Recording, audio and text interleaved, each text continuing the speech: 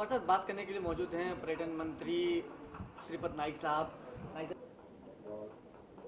लगातार सबका विकास सबका साथ की बात करने वाले नरेंद्र मोदी के सिपाही अब मैदान में आ चुके हैं। हमारे साथ मौजूद हैं सांस्कृतिक एवं पर्यटन मंत्री श्रीपद नाइक। नाइक जी, सबसे पहले तो मेरी और चैनल वन की तरफ से आपको शुभकामनाएं। बहुत बहुत धन्यवाद। मेरा पहला सवाल ये है कि मोदी जी ने आदेश किया है कि जितने भी मंत्री बने वो 12 से 18 घंटे काम करने की प्रवृत्ति डाल लें और ज़्यादा मेहनत करें और कुछ जिससे कि जो एजेंडा वो लेके चले वो पूरे हो। इस पे आपका पहला रिएक्शन? बहुत अच्छी बात है। आज हमारा देश कई क्षेत्रों में पीछे है और ऐसी उसको हम ठीक जगह से लाने के लिए परिश्रम तो करना ही पड़ेगा। 12 घंटा हो या 18 घंटा हो, हम सबको करना है। ये देश की मांग है, जनता की मांग है और इसलिए बड़ा प्रयास करके आज जो कुछ हम पीछे है, ये जो सब पिछड़ापन छोड़ के हम देश का विकास करने में दिन रात काम करने में जुटेंगे। पर्यटन को लेकर आपकी प्राथमिकताएं क्या क्या होंगी? पर्यटन एक बड़ा क्षेत्र है, इसी से देश का विकास हम अच्छी तरह कर सकते हैं और इसमें जो कुछ खामियां हैं, कई सालों से हम थोड़े बढ़ने के बजाय थोड़े नीचे नीचे आ रहे हैं। इसका कारण ढूंढ के इसकी जो खामियां हैं, इनकी जो कई कमियां हैं वो दूर करके एक सक्षम टूरिज्म जो लाखों सैलानी लाखों पर्यटक देश में आ सके, इसके बारे में इंफ्रास्ट्रक्चर तैयार करना, जो कुछ वीज़ा में कोई जो कुछ बदलाव करना चाहिए, ये वीज़ा हो या और किसी तरीके से वीज़ा की फ़ीस कम करे या और जो कुछ गलतियां हैं वो गलतियां सुधार के हम टूरिज्म को बढ़ा सकते हैं। असुरक्षा का भी एक मुद्दा रहा है लगातार और प्रदेश सरकारें जो है कहीं ना कहीं सुरक्षा दे पाने में नाकामयाब रही हैं। तो अब ये जिम्मेवारी क्या पर्यटन विभाग यानी आपकी होगी, इस पे क्या? हाँ, ये तो कई घटनाएं छोटी मोटी घटी थी हिंदुस्तान में और इसके वास्ते सिक्योरिटी के बारे में सबके मन में संभ्रम है, अभी भी है।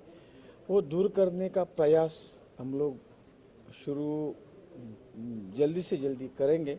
माननीय मोदी जी का विजन है कि टूरिज़्म जैसा उन्होंने टूरिज़्म गुजरात में बनाया है उस तरह का मॉडल पूरे देश में लगा के टूरिज़्म को बूस्ट करके ये भारत इंडिया एक अच्छा टूरिज़्म वर्ल्ड का स्पॉट बनेगा। इसके लिए जो कुछ करना चाहिए और इसलिए जो कुछ इनसिक्योरिटी लोगों के टूरिस्ट लोगों के मन में है वो दुविधा निकालने के लिए हम पूरी होम मिनिस्ट्री के या और बाकी जो कुछ व्यवस्था है उस व्यवस्था के आधार पर ये संभ्रम और वो भय दूर करने में कामयाब होंगे।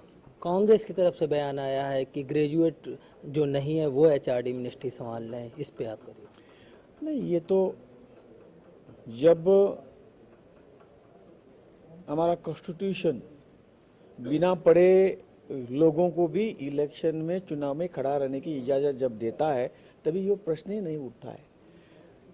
पढ़ा हुआ ज़्यादा पढ़ा हुआ आदमी हो या और कोई हो और अनपढ़ हो वो भी इस लोकतंत्र में काम कर सकते। इससे पहले मैं यही पूछना चाहता हूँ उन लोगों को, आप भी 1950 के बाद हमारा पार्लियामेंट यहाँ पहला पार्लियामेंट होगा, इसके बाद में जो चुनाव हुआ उसमें सब लोग पढ़े लिखे नहीं थे और ये सब देखने के बाद पता चला कि ये कई अनपढ़ लोग भी हमारे एमपी बने थे, मंत्री बने थे। कम से कम स्मृति ईरानी जो कम से कम इंटरमीडिएट एजुकेशन उन्होंने लिया है, वो पढ़ना लिखना जानती है, अच्छे विचार उनके है, अच्छी कार्यकर्ता है, पूरे देश में उनका नाम है।